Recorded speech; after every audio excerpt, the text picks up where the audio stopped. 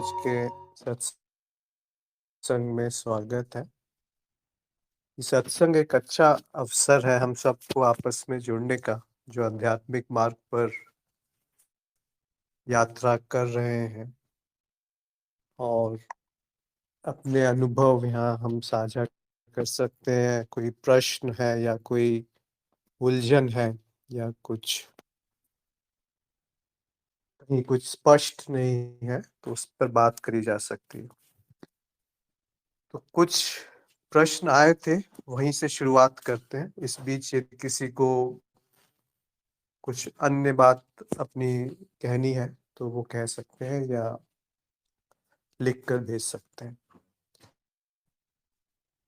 तो पहला प्रश्न है कि मैं ब्रह्म हूँ, यह जानकर भी आनंद क्यों नहीं है, कहाँ चूक हो रही है। तो ये प्रश्न मैंने सत्संग ग्रुप में भी डाला था, साझा किया था, जहाँ पर बहुत सुंदर उत्तर आए। तो प्रश्न ये पूछा जा रहा है कि मैं ब्रह्म हूँ, ये जानकर भी आनंद क्यों नहीं है, इसमें गलती क्या हो रही है। तो आप देखिए कि पूरी तरह से जाना नहीं, भ्रम और आनंद, ब्रह्मन या आत्मन या अनुभव करता और आनंद को दो अलग अलग अलग समझ लिया है, उसमें कुछ भेद है ऐसा मान लिया गया है।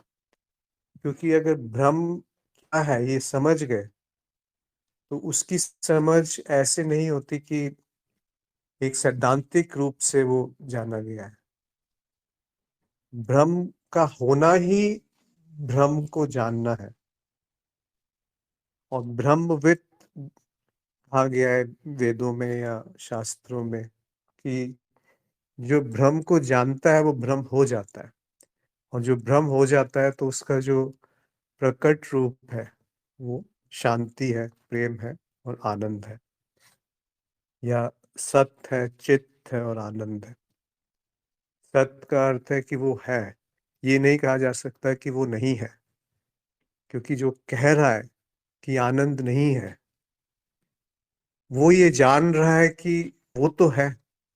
तो ये है सत्य या सत्ता। और चैतन्य जब भी वो है, होनापन जब भी होगा, वो ये अवश्य जान पाएगा कि मैं हूं। नहीं तो वो होनापन भी मिथ्या है, मतलब वो होनापन है ये साबित नहीं किया जा सकता। तो जब भी होना होगा या मैं हूं ये होगा, तो उसके साथ ही चैतन्य होगा कि मैं ये जान रहा हूं कि मैं हूं। ऐसा कभी नहीं हो सकता कि कुछ है लेकिन वो जान नहीं रहा कि वो कुछ है। तो फिर जो कुछ है उसको भी उसकी भी उपस्थिति साबित नहीं की जा सकती। तो ये हमेशा दोनों साथ रहते हैं, और जब ये दो साथ हैं तो जो प्रकट है वो आनंद है, वो आपका ही स्वरूप है। कभी वो अलग नहीं किया जा सकता। अगर अलग कर दिया तो फिर वो आनंद नहीं है, वो सुख है या दुख है। और सुख और दुख बदलते रहते हैं। तो सुख को अधिकतर या कुछ कभी कभी आनंद मान लिया जाता है कि जब सुख है वही आनंद है। तो उन दोनों में भेद करना आवश्यक है कि सुख क्या है और दुख क्या है और आनंद क्या है। सुख और दुख जो है वो चित्त की वृत्तियां हैं, जो आनंद की पृष्ठभूमि पे घट रही हैं। एक दृश्य की तरह बदलाव है सुख और दुख। सुख के साथ दुख आवश्यक है, और दुख के साथ सुख आवश्यक है। कभी कभी सुख भी दुख है, और कभी कभी दुख में भी सुख है। सुख का अभाव जो है वो दुख मान लिया जाता है, और दुख का अभाव सुख मान लिया जाता है। पर आनंद जो है ये इनकी पृष्ठभूमि है। जब सुख है तब भी आनंद है, और जब आप जिसको दुख कहते हैं तब भी आनंद उपस्थित है, क्योंकि वो आपका स्वरूप है। वो कभी अलग नहीं किया जा सकता। तो एक होता है कि भ्रम, मैं भ्रम हूं, ये सैद्धांतिक रूप से जानना, ये शाब्दिक रूप से समझना, ये बौद्धिक रूप से समझ लेना। पर वो फिर भी उसमें भेद रहेगा कि जो ब्रह्म है, उसको जो जान रहा है कि मैं ब्रह्म हूँ, वो कौन है? क्या वो ब्रह्म से भिन्न है? क्या ऐसा संभव है कि कभी मैं ब्रह्म हूँ और कभी मैं ब्रह्म नहीं हूँ? कभी मैं आत्मन हूँ, कभी नहीं हूँ? तो आप पाएँगे कि ये भी संभव नहीं है। तो जो ये वाक्य है मैं ब्रह्म हूँ, इसमें जो व्यक्तित्व है, वो नहीं रहता। और जब व्यक्तित्व नहीं रहता, तो कोई कह नहीं सकता कि मैं ब्रह्म हूँ, वो केवल हुआ जा सकता है। तो ब्रह्मवित् ब्रह्मेव भवति, यानी कि जो ब्रह्म को जान गया कि क्या ब्रह्म है, वो ब्रह्म हो जाता है।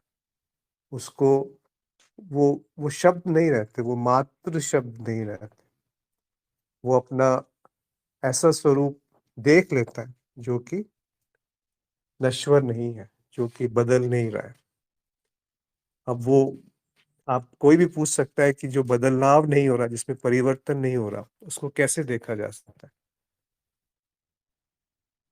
तो यहाँ पर आपको बुद्धि को थोड़ा-सा विराम देना पड़ेगा, क्योंकि इसके आगे बुद्धि जा नहीं पाएगी।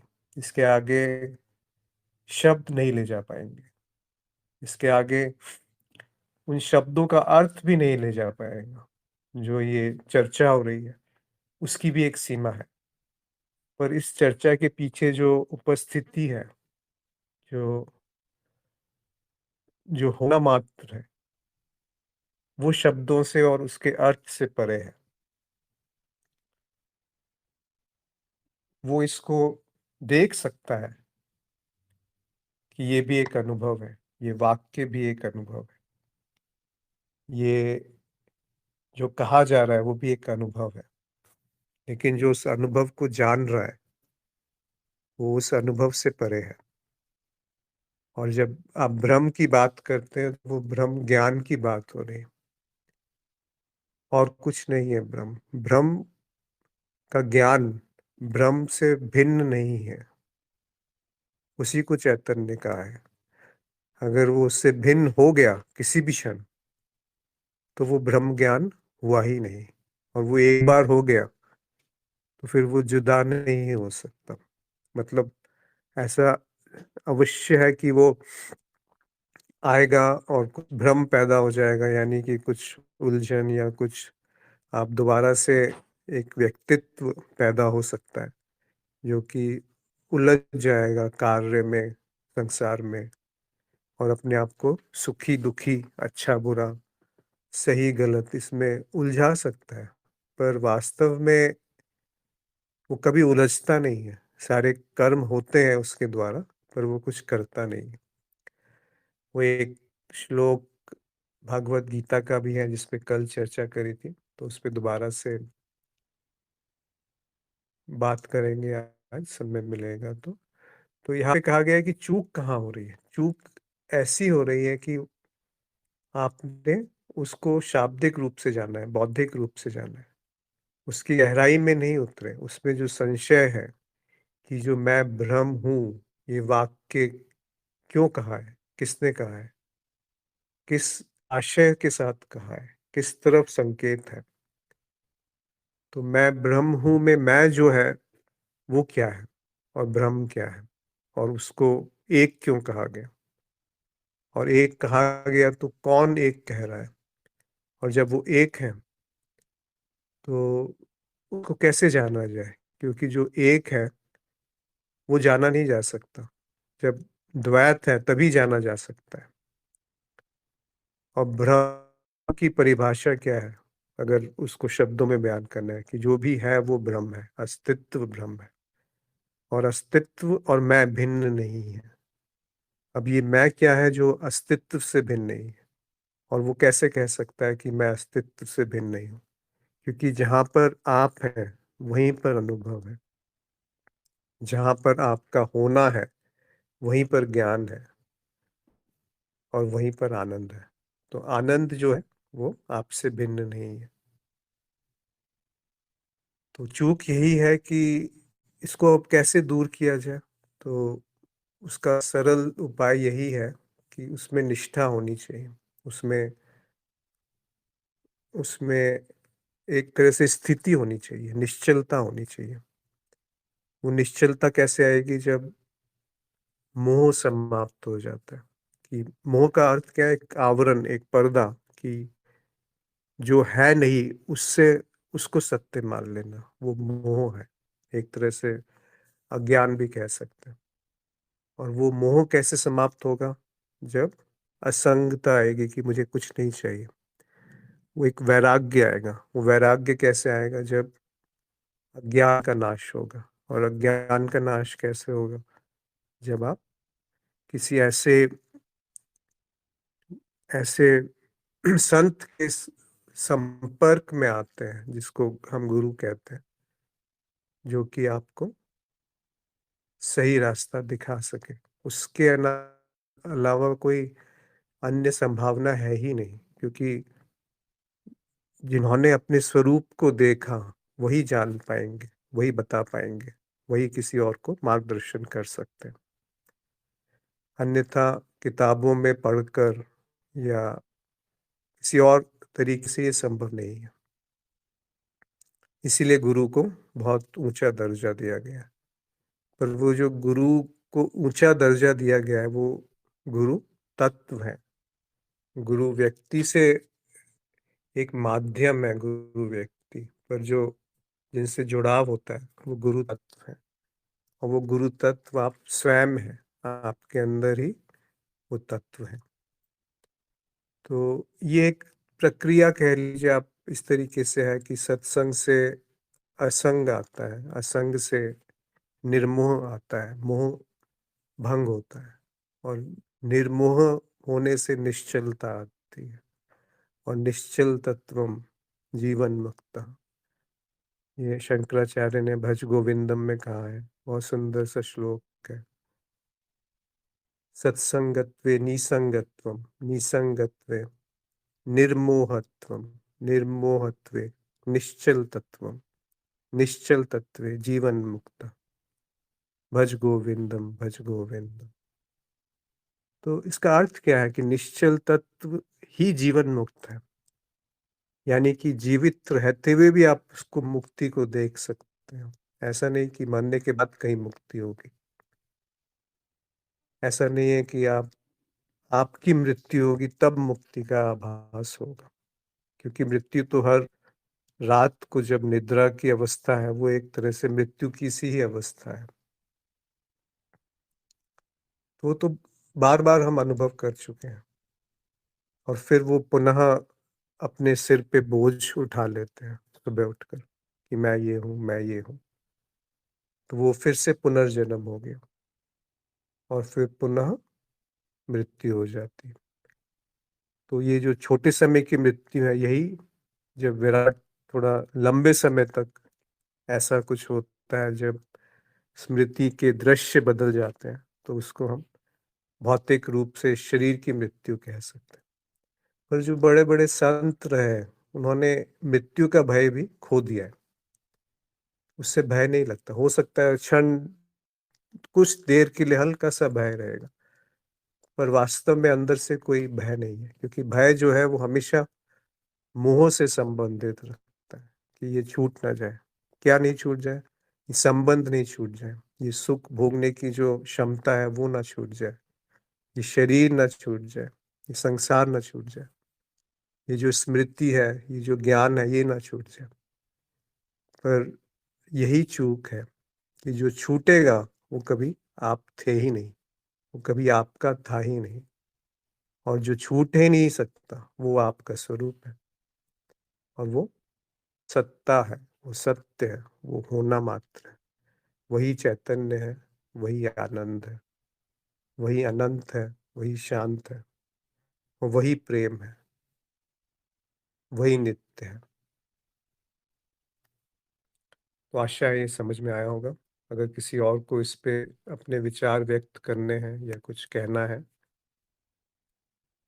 तो अवश्य कह सकते हैं। गुरुजी अमित प्रणाम। के जी, नमस्कार। ये जो अभी सुख, दुःख और आनंद की बात है ना, इसमें सुख और दुःख पदार्थ, व्यक्ति और क्रिया के बिना नहीं हो सकता। मगर आनंद को किसी सहारे की ज़रूरत नहीं।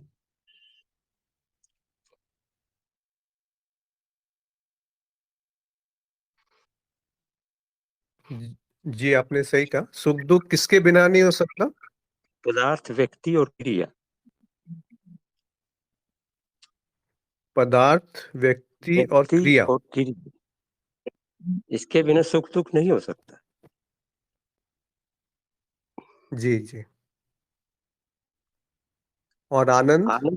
आनंद को किसी सहारे की ज़रूरत नहीं है।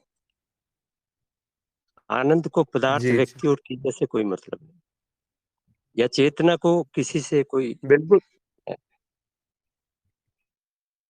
चेतना में तो आनंद ही आनंद है, सुख और दुःख नहीं है।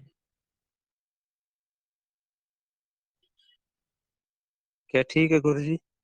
आपकी बात बिल्कुल सही है आपकी बात, क्योंकि जब आप चेतना कहते हैं तो चेतना और चैतन्य में थोड़ा-सा बहुत भेद कर लीजिए, क्योंकि चेतना इस ज्ञान को कहा गया है कि मैं चैतन्य हूँ या मैं अनुभव करता हूँ, या जो ये मिथ्या है ये भी मेरा ही स्वरूप है, या मैं मिथ्या नहीं हूँ। जब ये आत्मज्ञान होता है तो उसको चेतना कहा गया है। और चैतन्य जो है वो चेतना को भी जान रहा है, उसका भी दृष्टा है, उसका भी साक्षी है। तो चेतना आती जाती है, पर आनंद जो है वो स्वरूप है, वो नहीं कहीं आता और कहीं नहीं जाता। तो आपका आप अगर चेतना को चैतन्य के उपलक्ष्य में कह रहे हैं तो बिल्कुल सही कहा आपने, कि जो आनंद है वही चैतन्य है, और चैतन्य की उसका उससे आना और जाना संभव ही नहीं है। संभव ही नहीं। बिल्कुल, जी, यही कहना चाह रहा था। बिल्कुल। पर प्रश्न हाँ जी, पर प्रश्न ये है कि मैं जान गया हूँ या जान गई हूँ कि ये सब बातें ठीक है, कि मैं हुँ, आनंद स्वरूप हूँ। और आप थोड़ा-सा म्यूट कीजिए, वो वॉइस रिबाउंड कर रही है जब। हेलो, हाँ जी। तो मैं ये कह रहा था कि प्रश्न ये पूछा गया था कि ये जान लिया गया है कि मैं ही आनंद हूँ, मैं ही ब्रह्मन हूँ, मैं ही आत्मन हूँ, और ये इसमें कोई संशय नहीं रहा कि ये बात सत्य है। फिर भी आनंद क्यों नहीं है? तो भ्रम और आनंद को, जैसे अभी थोड़ी देर पहले बात की, भ्रम और आनंद को अलग-अलग मान लिया गया है, इसीलिए ये प्रश्न उठा। अन्यथा ये प्रश्न ही नहीं उठ सकता था। अगर आपने एक बार भी जान लिया कि ब्रह्मन क्या है, तो ये भी समझिए, बौद्धिक रूप से भी समझ आ गया होगा कि ब्रह्मन और आनंद अलग-अलग नहीं है। सुख और दुःख आएँगे, जैसा आपने भी कहा, जो कि निर्भर हैं किसी न किसी के ऊपर, कि एक परिस्थिति, कोई व्यक्ति, कोई संबंध, कोई अनुभव, कोई इंद्रियाँ, कोई संसार, कोई संवेदना, कोई विचार, कोई घटना, और ऐसी घटना जो मेरे अनुरूप, जो मैं चाह रहा हूँ वैसा ही हो, तो हम उसे सुख कह देते हैं।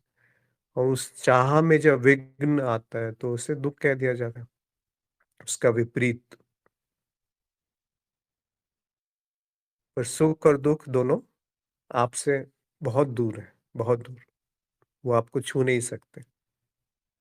तो जो आपको छू नहीं सकता, जो कभी पाया नहीं जा सकता और जिसको कभी खोया नहीं जा सकता, जो कभी खोया ही नहीं तो उसे पाएँगे कैसे? तो आनंद वो है। तो आपकी बात सही है। अमित ने एक प्रश्न पूछा था कि शांति का अंदर और बाहर से क्या तात्पर्य है? अंदर बाहर का भेद कौन कर रहा है? अंदर से शांति कहाँ से आती है? तो क्या बाहर अशांति है? ये शांति किसको चाहिए? क्या करने से मिलेगी ये शांति? क्या करने से शांति मिल जाएगी? तो कई सारे छोटे-छोटे प्रश्न हैं इसमें, कि शांति अंदर बाहर शांति कैसे हो सकती है? दरअसल एक मनन की मनन में लिखा गया था जिसमें शायद गौतम बुद्ध का एक वाक्य था कि अंतर्मुखी होकर के ही अंदर शांति प्राप्त होती है। तो उसका एक सांकेतिक रूप से वो कहा गया है कि अंतर्मुखी जब तक आप नहीं होंगे, तो शांत कैसे होंगे? और शांति को अगर आप थोड़ा गहराई में जानेंगे, तो देखेंगे कि वो इच्छा के ऊपर निर्भर करता है। अगर कोई बहुत गहरी इच्छा है, बहुत तीव्र इच्छा है, तो शांत नहीं हो सकता। कुछ ना कुछ फिर यहाँ तक कि इतनी कई बार तीव्र इच्छा होती है कि आपको नींद भी सही तरह से नहीं आती, या नींद आती है तो सपने विचलित करते हैं। निद्रा की स्थिति भी कम उत्पन्न होती है, यानी कि जिसमें स्वप्न भी नहीं है, उस तरह की जो निद्रा है, उस अवस्था में भी जाना मुश्किल हो जाता है। तो वो जो चाह है, जो इच्छा है, जो वासना है, वो अशांत करती है। इसका अर्थ ये नहीं कि वासना बुरी है या इच्छाएँ बुरी हैं। इसका अर्थ ये है कि वो जाना नहीं कि 2 ही तरीके से आप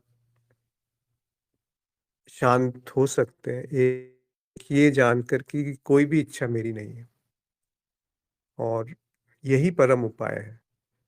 क्योंकि अगर आप इच्छा पूर्ति के पीछे जाते रहेंगे, तो कुछ समय तक तो वो पूरी होती रहेंगी, पर कुछ इच्छाएँ हैं जो इच्छा पूरी होकर के वो शांत हो जाती हैं और दोबारा से नहीं आती। पर कुछ इच्छाएँ ऐसी होती हैं जो पूरी करने के बाद और तीव्र गति से आती हैं, और व्यसन भी उसमें बन जाते हैं। तो इच्छा पूर्ति बुरी नहीं है, पर ये समझ कि इच्छा पूरी होने के बाद मुझे शांति मिल रही है, वो गलत है। इच्छा का अभाव ही शांति है, और वो इच्छा का जब कोई इच्छा पूरी होती है, तो थोड़ी देर के लिए कोई नई इच्छा उत्पन्न नहीं होती। तो वो जो स्थिति है उसी को शांति कहा गया है। तो इच्छा और शांति दोनों आपस में बहुत गहरा इनका जुड़ाव है, या लगाव है, या जुड़े हुए हैं एक-दूसरे से।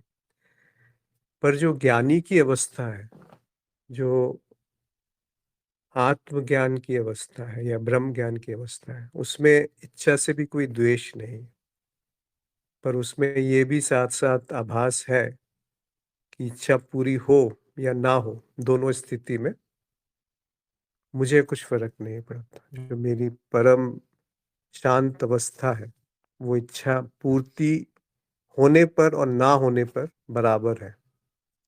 उसी को वैराग्य कहा गया। उसी को कहा गया कि राग नहीं होना, और राग का अर्थ क्या है कि एक ही परिस्थिति को आप चाहते हैं, वो राग होता है। तो इच्छा का अभाव ही वैराग्य है, और वैराग्य और तभी हो सकता है जब ज्ञान में स्थिति हो, जब निष्ठा हो ज्ञान में, जब निश्चलता हो, एक ठहराव हो, एक तरह से उसी को तो शांति कहा गया। तो शांति कहें, प्रेम कहें, आनंद कहें, या अचाह कहें, जिसमें कि चाह होते हुए भी उसके पीछे लगाव नहीं है, या वैराग्य कहें, या ज्ञान कहें, या समर्पण कहें, कुछ भी कह लीजिए। ये सारे शब्द अगर शब्द के रूप में जाने जा रहे हैं, तो इनका कोई प्रभाव नहीं पड़ता जीवन में।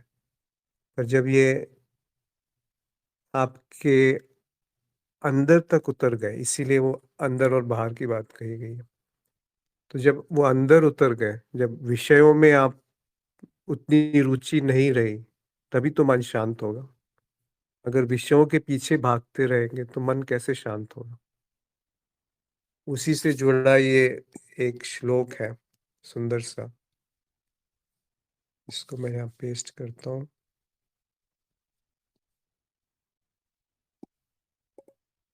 इसको भी कल अंग्रेजी के सत्संग में बात करी थी।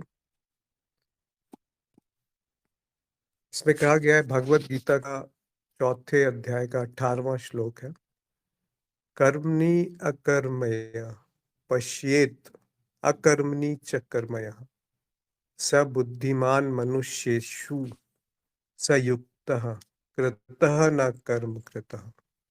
जो बुद्धिमान व्यक्ति कर्म में अकर्म देखता है और अकर्म में कर्म देखता है, वो हर कर्म करते हुए भी कभी भी कोई कर्म नहीं करता। मतलब वो पूर्णतः कर्म में लिप्त है, पूर्णतः इच्छा पूर्ति में लिप्त है, पूर्णतः संसार में लिप्त है, पर वो परम वैरागी है, कुछ कर नहीं रहा।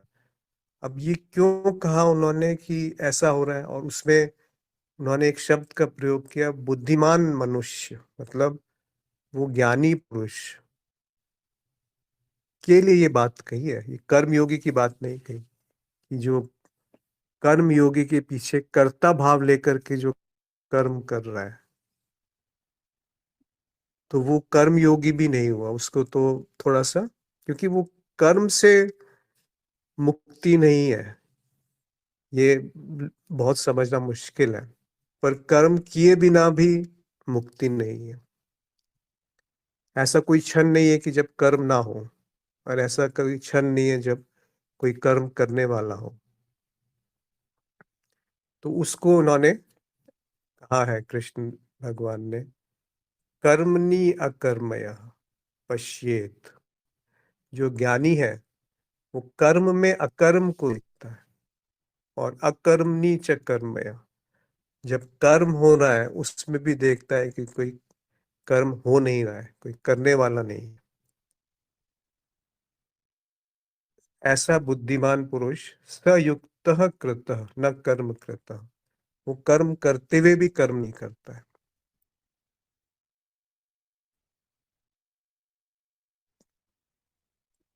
तो ज्ञान और कर्म में कोई विरोध नहीं है, पर ये जानना आवश्यक है कि करता कोई नहीं है। तो जब करता कोई नहीं है ये समझ में आ गया, या कोई भी कर्म मेरा नहीं है, यह सारे कर्म एक परिवर्तन मात्र है, और कर्म का जो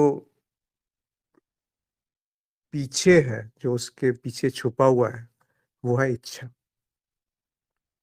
तो घूम फिर के वही बात आ जाती है कि इच्छा को समझना आवश्यक है, वासना को समझना आवश्यक है, कि जो वासनाएं उत्पन्न हो रही है उसका स्रोत क्या है, उसका उद्गम स्थल क्या है जहां से वो उत्पन्न हो रही है। तो आप देखेंगे कि जहां से वो उत्पन्न हो रही है वहीं पे उसकी समाप्ति है, वहीं पे उसकी शांति है, वहीं पे उसकी तृप्ति है।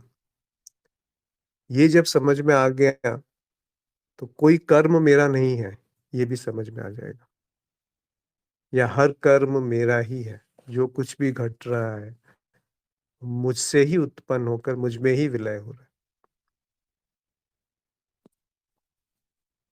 तो इस तरह से भी समझा जा सकता है। तो आपके जो प्रश्न है उनको शांति का अंदर और बाहर से क्या तात्पर्य है, कोई तात्पर्य नहीं है, केवल सांकेतिक है। शांत आपका स्वभाव है, शांत स्वरूप आपका स्वभाव है। अंदर बाहर का भेद कौन कर रहा है? वो व्यक्ति कर रहा है अंदर और बाहर का भेद, जिसने अपने आप को कुछ मान लिया है, चाहे वो शरीर हो या मन हो या बुद्धि हो या कोई संबंध हो। पहले द्वैत उत्पन्न किया और उसको उसमें से अपने आप को कुछ मान करके ये भेद बन जाता है। अंदर से शांति कहाँ से आती है? कहीं से नहीं आती, क्योंकि आप स्वयं शांत स्वरूप हैं। कहीं गई नहीं तो आएगी कैसे? अगर चली गई तो वो शांति नहीं है। तो क्या बाहर शांति है? ना बाहर शांति है, अशांति है, ना बाहर शांति है। आपका स्वरूप ही शांति है। ये शांति किसे चाहिए? ये शांति जीव को चाहिए। और वो जीव जो भ्रम में है, जो अज्ञान में है, जो मान्यताओं को धारण करके बैठा हुआ है, जो कर्म को स्वयं समझता है कि ये मेरा कर्म है। क्या करने से शांति मिल जाएगी? कोई करता नहीं है ये जानने से शांति मिलेगी। कोई कर्म मेरा नहीं है ये जानने से शांति मिलेगी। कोई कर्म है, पर वो पूर्ण हो या ना पूर्ण हो, उन दोनों के परे जो है, जो उस कर्म को भी दृष्टा के रूप में देख रहा है, जान रहा है, पर स्वयं कुछ कर्म नहीं कर रहा, जब ये समझ में आ जाएगा तो शांति मिलेगी। और मिलेगी नहीं, ये पता चलेगा कि वो कभी कहीं गई नहीं, कभी छूटी नहीं, कभी मुझसे अलग नहीं हुई। अक्षता ने लिखा है कि कर्म नहीं, कामना बंधन का कारण है। बहुत सुंदर। मैंने भी इसी तरफ जो आपने लिखा है अक्षता ने, वही कहा, क्योंकि कर्म नहीं बांध सकता। कर्म बांधेगा तो किसको बांधेगा? कर्म स्थूल है, एक परिवर्तन है। कर्म में 3 चीजें हैं, एक कर्ता, एक कार्य और एक उपकरण। तो ये जब तीनों एक साथ आ जाती हैं तब कर्म होता है। इन तीनों में से एक भी हटा दीजिए तो कर्म कहाँ है? अगर शरीर नहीं है, अगर मन नहीं है तो कर्म नहीं है। अगर कर्ता भाव नहीं है तो कर्म नहीं है। और अगर कार्य नहीं है, कुछ क्रिया नहीं घटी, तो कर्म नहीं है। तो जब ये तीनों ही मिथ्या है तो कर्म कैसे सत्य हो गया? तीनों में से एक को भी आप हटा दीजिए, विभाजन कर दीजिए, उसका विभाजित कर दीजिए, देखेंगे कर्म कहीं है ही नहीं। तो कर्म श्रेष्ठ नहीं है, समझ श्रेष्ठ है कि ये जो कर्म घट रहा है उसके पीछे कोई करने वाला नहीं है। तब जाकर के ये कहा जाता है कर्मण्ये अकर्मया, अकर्मण्ये च कर्मया, स बुद्धिमान मनुष्येषु स युक्त कृतः न कर्म कृतः। कर्म कर भी रहा है पर कुछ नहीं कर रहा। कर्म होते हुए भी कोई कुछ हो ही नहीं रहा है, अकर्म है। और कुछ नहीं होते हुए भी सब कुछ हो रहा है, वही कर्म है। पर इसमें सबसे महत्वपूर्ण है कि बुद्धिमान मनुष्य की बात कही है, एक ज्ञानी की बात कही है। तो जो अक्षता ने लिखा है बिल्कुल सत्य है कि कर्म के पीछे जो है वो इच्छा ही मिलेगी। अगर इच्छा नहीं है तो कर्म नहीं है। तो इच्छा या वासना या कामना ही बंधन का कारण है, कर्म नहीं। अमित ने लिखा है कि आनंद ब्रह्म की स्थिति है, सदा है। तो एक ब्रह्म ज्ञानी के चित्त वृत्तियों की क्या स्थिति होती होगी? मुझे लगता है इसमें थोड़ा सा त्रुटि है सवाल में ही कि एक ब्रह्म ज्ञानी, ये कैसे संभव है? कोई बताना चाहेगा या कोई अपना इसमें भाव व्यक्त करना चाहेगा कि क्या त्रुटि है? ऐसा क्या है इस प्रश्न में जिससे कि ये प्रश्न खड़ा हुआ है? या ऐसा क्या है जो इस प्रश्न को, क्योंकि आत्मा एक है। अच्छा, रजत ने लिखा है आत्मा एक है। ये कौन कह रहा है कि आत्मा एक है? क्योंकि अगर आत्मा एक है तो ये कहने वाला उससे भिन्न हो गया, ये जानने वाला कि आत्मा एक है उससे भिन्न हो गया। जीव अलग अलग है, ये बात सही है। पर आत्मा और जीव कैसे अलग है? क्या आत्मा और जीव भिन्न है? और जीव अगर अलग अलग है तो राजीव ने लिखा है बिल्कुल वैसी जैसी आपकी और मेरी गहन निद्रा में होती है। आनंद ब्रह्म की स्थिति है, ब्रह्मन की स्थिति है, सदा है। तो एक ब्रह्म ज्ञानी की चित्त वृत्तियों की क्या स्थिति होती होगी? ब्रह्म ही आनंद है। देखिए, जो इसमें मेरी समझ है या मेरी जो थोड़ी सी जानकारी है वो ये है कि जब ब्रह्म ज्ञान होता है तो ब्रह्म ज्ञानी नहीं होता, और एक और दो नहीं होते। फिर एक और दो कहना भी अनर्थ है, बात का अनर्थ है। तो इसलिए अद्वैत कह दिया कि दो नहीं है। तो उसको व्यक्त नहीं किया जा सकता, पर हर क्षण वही व्यक्त है। तो उसको आप शब्दों में नहीं बांध सकते, लेकिन हर शब्द उसी से उत्पन्न है। उसको आप बुद्धि से नहीं समझ सकते, लेकिन वो बुद्धि को भी प्रकाशित कर रहा है। उसका अर्थ नहीं पकड़ में आ सकता, लेकिन हर अर्थ वहीं से उत्पन्न है। वो कोई वस्तु नहीं है लेकिन हर वस्तु में वो समाया हुआ है। वो कोई अनुभव नहीं है, लेकिन हर अनुभव में उसी का प्राकट्य है, उसी का उसी की उसी को जाना जा रहा है। तो वो जो जाना जा रहा है, वो ही जान रहा है, और जो जान रहा है, वही जाना जा रहा है। तो इसको शब्दों में मत जानिए, इसको समझिए कि ये कृपा से ही संभव है, आत्मज्ञान से ब्रह्म ज्ञान की जो यात्रा है, वहाँ बहुत लोग फँस जाते हैं, मतलब पहुँच नहीं पाते। वैसे आवश्यक भी नहीं है कि ब्रह्म ज्ञान में स्थिति हो, आत्मज्ञान ही बहुत है इस संसार से जीवन मुक्ति के लिए। तो ब्रह्म ज्ञान का फिर क्या आवश्यकता है, अगर आत्मज्ञान ही सब कुछ है? आवश्यकता नहीं है, वो है बस। उसका कोई उपयोग नहीं है जीवन में, या जीव के लिए, या संसार में, या कुछ हासिल करने के लिए वो उपयोगी नहीं है, बिल्कुल उपयोगी नहीं है। आत्मज्ञान का तो उपयोग कहा जा सकता है कि अगर दुःख से आपको छुटकारा पाना है, तो आत्मज्ञान आवश्यक है। अन्यथा सुख के पीछे भागते रहेंगे और दुःख से दूर भागते रहेंगे। तो वो जो तृप्ति है, वो शांति है, आनंद है, वो वो नहीं समझ पाएँगे। तो आत्मज्ञान वहाँ पर उपयोगी है। पर आत्मज्ञान से जो ब्रह्म ज्ञान की यात्रा है, वो बहुत छोटी-सी यात्रा है, पर वही बहुत लंबी यात्रा है, कभी-कभी। और कभी-कभी वो बिल्कुल स्पष्ट हो जाता है कि आत्मज्ञान हुआ और तत्क्षण, उसी क्षण ब्रह्म ज्ञान हो गया। कभी-कभी आत्मज्ञान होने के बाद भी वो एक सिद्धांत बना रहता है कि अद्वैत है। पर थोड़ा गहराई से जानिए, देखिए, सोचिए, अनुभव, तर्क, इन सब का उपयोग कीजिए। तो आप देखेंगे कि जो है वो केवल ब्रह्म ज्ञान ही है, यानी कि अद्वैत ही है। उसके नीचे जैसे ही आप कुछ प्रयोग करेंगे शब्दों का, तो वो अद्वैत नहीं रहा। उस स्थिति में थोड़ा-सा मिलावट आ गई।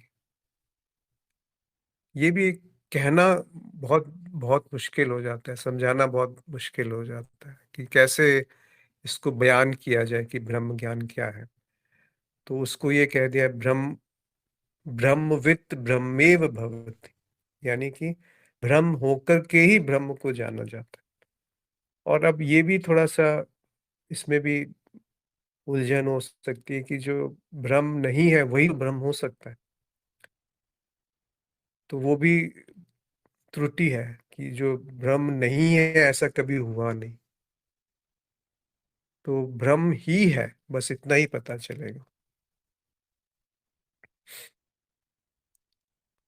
तो राजीव ने लिखा है कि ब्रह्म की जो स्थिति है वो वैसी ही है जैसे गहन निद्रा में होती है। माधुरी ने लिखा है ब्रह्म ही आनंद है।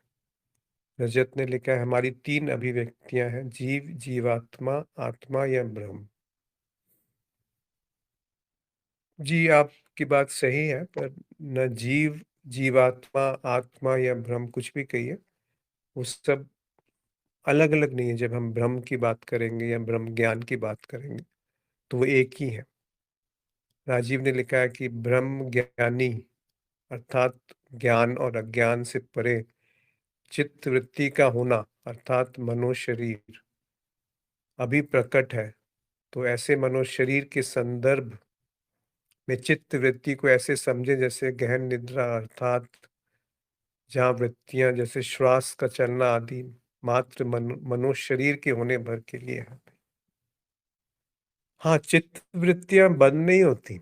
जो आपने प्रश्न में लिखा था कि चित्त वृत्तियों की क्या स्थिति होती है, जब आवश्यक है तो वो आएंगी, और जब अनावश्यक है तो वो चली जाएंगी। तो ब्रह्म ज्ञानी में भी वैसी ही चित्त वृत्तियां चलती हैं जैसी किसी अन्य व्यक्ति में चलती हैं। तो ये वाक्य ही गलत है जो अभी कहा गया कि ब्रह्म ज्ञानी, क्योंकि वो ज्ञानी वहां पर है ही नहीं, केवल ब्रह्म है। तो जब केवल ब्रह्म है तो अन्य कौन हुआ? इसीलिए ये नहीं कहा जा सकता कुछ इसके बारे में।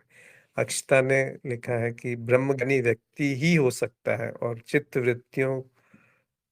वृत्तियां तो कभी बंद नहीं होंगी। बस आत्मज्ञान से वृत्तियां प्रकाशित होती हैं। चेतना से अशुद्धि प्रकाशित हो जाती है और अशुद्धि के कारण होने वाले कर्म भी रुक जाते हैं और इसी शुद्धिकरण के कारण दुख से मुक्ति मिलती है। जी हाँ।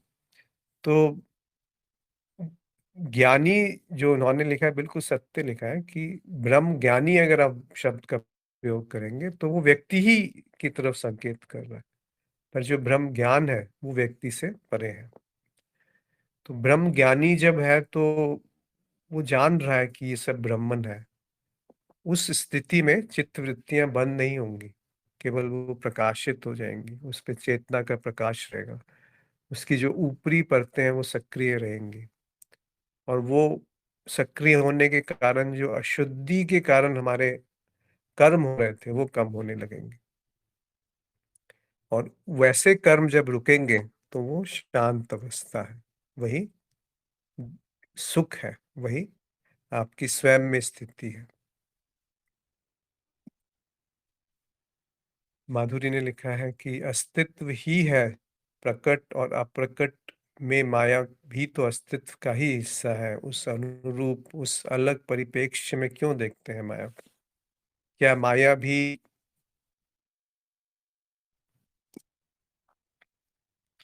भी भ्रम है, ऐसा कहा जा सकता है? हाँ, आपको माया और भ्रम में भेद क्यों दिख रहा है? देखिए, दोनों अलग-अलग रूप से समझिए। भ्रम की जो परिभाषा है, जिस तरह से उसको परिभाषित किया गया कि जो कुछ भी है वो भ्रम है। अब इससे आगे भ्रम के बारे में कुछ कहा नहीं जा सकता, जाना नहीं जा सकता।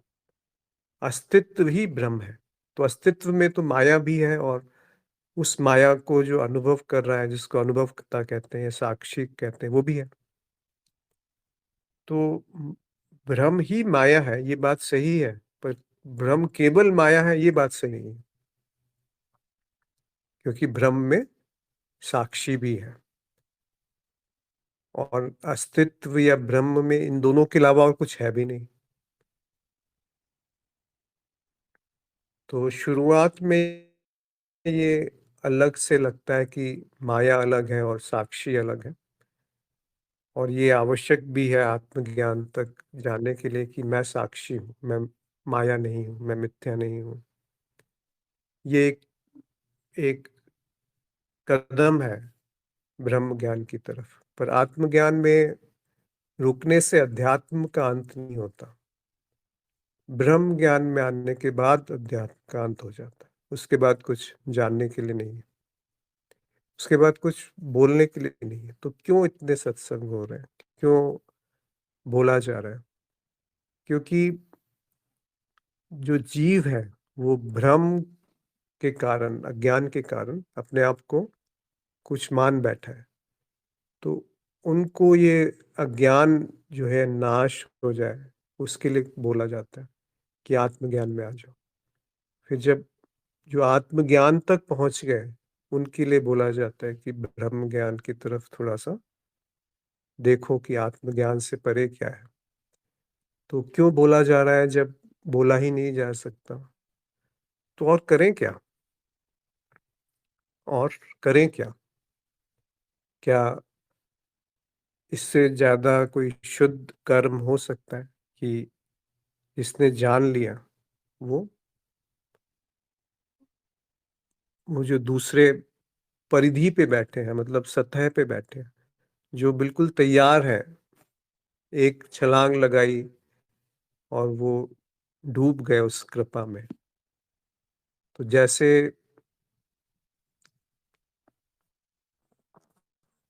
किसी को कुछ प्राप्त हुआ, जैसे आप ट्रेन में जा रहे हैं और अचानक आपने एक बहुत अच्छा सा दृश्य देखा, तो आपका पहली प्रतिक्रिया क्या होती है? आप जो आसपास कोई बैठा है, आपका दोस्त या कोई जानने वाला, तो आप उसको भी बोलेंगे, वो देखो देखो कितना सुंदर है। क्यों? क्योंकि आपने कुछ बहुमूल्य प्राप्त किया। आप उसको अपने अंदर दबा करके भी संसार से विदा हो सकते हैं। उसमें भी कोई बुराई नहीं है। देखिए, ब्रह्म ज्ञान आवश्यक है, आत्मज्ञान आवश्यक है, उसको व्यक्त करना उतना आवश्यक नहीं है। ये नहीं समझना चाहिए कि जो योगी या तपस्वी या संत जो किसी गुफा के अंदर बैठे हैं, वो कुछ योगदान नहीं दे रहे। ये भी गलत है, क्योंकि वो जो शांत है, वो जो तृप्त है, वो जो आनंद है, उससे जो कंपन है, उससे जो नाद है, वो जो नाद है, वो सब जगह फैल जाता है। ऐसा नहीं है कि वो वहीं तक सीमित रहेगा। तो वो कुछ नहीं करते हुए भी सब कुछ कर रहे हैं। उनकी उपस्थिति में ही आप शांत हो जाएँगे। तो ज्ञान प्रसार करें या ना करें, ये एक स्वैच्छिक वो है, स्वैच्छिक विकल्प है। क्योंकि जो ज्ञानी है, वो जानता है कि ज्ञानी कोई नहीं है। तो उसके पास 2 ही विकल्प रह जाते हैं कि उस शांत अवस्था में अपने अंदर बैठ कर के उस कंपन को फैलने दें, या दूसरी कि उस कंपन की अभिव्यक्ति जो है, वो एक प्रयास करें, क्योंकि और कुछ करने के लिए है नहीं जीवन में। आप विषयों के पीछे भाग सकते हैं, आप भोगों के पीछे भाग सकते हैं, तो उससे दूर होते जाएँगे जो आपने प्राप्त किया था। तो उसके लिए सबसे सुगम और सबसे सुलभ और सबसे सुंदर तरीका है कि उसको उसमें डूब जाएँ एक तरीके से। तो माया और भ्रम अलग नहीं है, एक ही है। और इनको अलग-अलग करके इस पहले कदम में देखा जाता है कि अनुभव और अनुभवकर्ता अलग-अलग है। पर जब हम ब्रह्म शब्द का उपयोग करेंगे, तो दोनों में कोई भेद नहीं है। जो अस्तित्व है वही ब्रह्मन है, और वही आप स्वयं हैं। जो भी ये कहता है कि कुछ करने से उसको प्राप्त किया जाएगा, तो समझ लीजिए वहाँ बहुत बड़ा धोखा है। क्योंकि जो करना है, वो एक सांकेतिक प्रयास है। पर उसको वो सांकेतिक प्रयास नहीं जान करके एक बहुत बड़ा उसपे वो डाल दिया जाता है कि यही एक तरीका है। तो जानिए कि कुछ ना कुछ धोखा है, क्योंकि आप स्वयं ही वो हो जो स्वयं को ढूँढ रहा है, और स्वयं को ढूँढने में वो कहीं और किसी के पीछे जाकर के स्वयं को ढूँढ रहा है। स्वयं से दूर होकर के स्वयं को ढूँढ रहा है। तो ये जो ढूँढना है, जब ये शांत हो गया कृपा से, अज्ञान के नाश से, तो आप देखेंगे कि वो कभी दूर हुआ ही नहीं। ये जो प्रयास था, वही अंतिम बाधा थी। तो जब अप्रयास की स्थिति आती है, तो ब्रह्म ज्ञान प्रकट होता है। और अप्रयास तब होगा जब अचाह की स्थिति होगी कि कुछ चाहिए नहीं मुझे, तब शांति उत्पन्न होती। और अचाह की स्थिति तब आएगी जब अज्ञान का विनाश हो जाता है, जब अज्ञान पूर्णतः समाप्त हो जाता है। अज्ञान का नाश संभव है, पर अज्ञान के नाश के बाद ज्ञान भी एक बोझ है। तो ज्ञान का भी समर्पण या विलय होने के बाद अचाह की स्थिति आती है, जब कुछ चाह नहीं है, कुछ कुछ नहीं चाहिए, मुझे कुछ नहीं चाहिए। फिर उससे पहले मेरा कुछ नहीं है, वो हो गया जब आप शांति की तरफ बढ़ रहे हैं। फिर मुझे कुछ नहीं चाहिए, ये हो गया अचाह की स्थिति, वैराग्य की स्थिति। फिर मैं कुछ नहीं हूँ, ये जब स्थिति आती है, ये परम ब्रह्म ज्ञान की स्थिति है कि मैं कुछ नहीं हूँ, या जो कुछ भी है वो मैं हूँ। ये परम अद्वैत की स्थिति है कि अगर इस स्तर पे मैं कहूँ कि ये जो दिख रहा है ये क्या है, ये मुझसे भिन्न नहीं है, तो वो अद्वैत है। या ऐसे कहूँ कि जो कुछ भी है वो मैं ही हूँ, मुझसे भिन्न कभी कुछ उत्पन्न ही नहीं हुआ। तो ये ब्रह्म ज्ञान की स्थिति कि जो मैं है, वो भी मिथ्या है। तो जब ये मैं मिथ्या समझ में आया, तो उसके आगे की जितनी भी चीज़ थी मेरा, तेरा, पाना, खोना, इच्छा, त्याग, भोग, वैराग्य, बंधन, मुक्ति, ये सब निरर्थक हो गए क्योंकि मैं ही निरर्थक हो गया। उसके बाद जो मैं उत्पन्न होता है, उसको आप ब्रह्मन कह सकते हैं। वही ब्रह्मन है क्योंकि वो सत्ता है, वो चैतन्य है, वो आनंद है, वो शांत है, वो अनंत है, निर्दोष है, अच्छा है और परम प्रेम है। अक्षता ने लिखा है कि ढूंढने वाला वाले को जान लो तो जो ढूंढ रहे हो उसे भी पालोगे। जी, बहुत सुंदर। और किसी का कोई प्रश्न है या कोई कुछ पूछना चाहते हैं, व्यक्त करना चाहते हैं तो कह सकते हैं। ढूंढने वाला ही जब गायब हो गया तो जिसको ढूंढा जा रहा है वो व्यक्त हो जाएगा, वो प्रकट हो जाएगा, जैसा कि अक्षता ने लिखा है। तो प्रयास नहीं करना है, इच्छाओं की पूर्ति के पीछे नहीं भागना है और ना किसी मन को उलझाना है, मन को सुलझाना है, उलझाना नहीं है। जहाँ वो उलझा हुआ है, वहाँ से सुलझाना है और उसके सुलझने से ही जो उत्पन्न होगी, वो आपका स्वरूप उत्पन्न होगा। वो आपसे आप जान पाएँगे कि जो कर्म घट रहे हैं, उनके पीछे कोई करने वाला नहीं है। जो अशांत होके इधर-उधर भाग रहा है, उसका जो धरातल है, उसका जो भूमि है, उसका जो आधार है, वो शांत है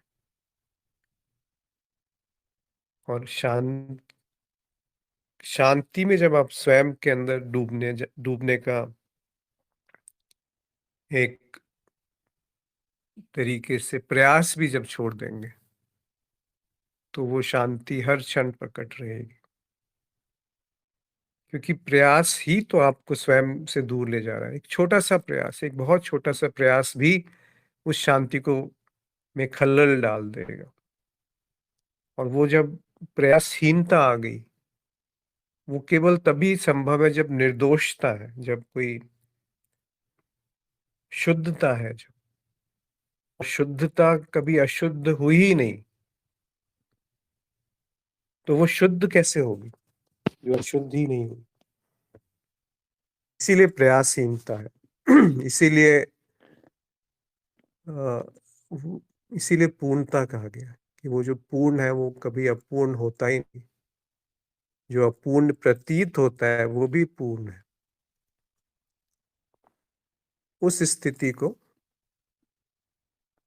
ब्रह्म ज्ञान कहा गया और वो स्थिति सर्वदा बनी है, ऐसा नहीं कि कभी आती है, कभी जाती है। कोई प्रश्न कोई व्यक्त करना चाहते हैं जो आज हमने बात करी, उसको मैं दोबारा से एक बार संक्षेप में कहते हैं कि कहा कि आनंद और ब्रह्म में भेद नहीं है, शांति आपका स्वरूप है, प्रेम आपका स्वरूप है, कर्ता कोई नहीं है और जो हो रहा है उसके पीछे कोई कोई प्रयास नहीं है, कोई प्रक्रिया नहीं है, वो केवल हो रहा है। उसके पीछे अकर्मता है, यानी कि कुछ हो ही नहीं रहा है उसके पीछे और कुछ नहीं हो रहा है, वही सब कुछ हो रहा है। तो ऐसा ज्ञानी जो है, बुद्धिमान, कुछ सब कुछ करते हुए भी कुछ नहीं करता है।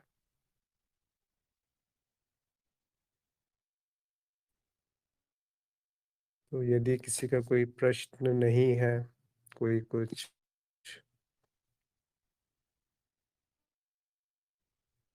नहीं जानना चाहते हैं, तो यहाँ पर आज हम समाप्त करेंगे। एक शांत और मौन, ये दोनों एक साथ हैं। प्रेम और ज्ञान, ये दोनों एक साथ हैं। इस शांति, इस मौन में अपने स्वयं के स्वरूप में निश्चल पूर्वक होकर के जो जीवन मुक्त अवस्था है, उसमें उसमें डूबें, उसका आनंद लें। और आप सबको बहुत-बहुत शुभकामनाएँ। और आप आज जुड़े सत्संग में अपना समय निकाल कर के, उसके लिए बहुत-बहुत आभार। नमस्कार।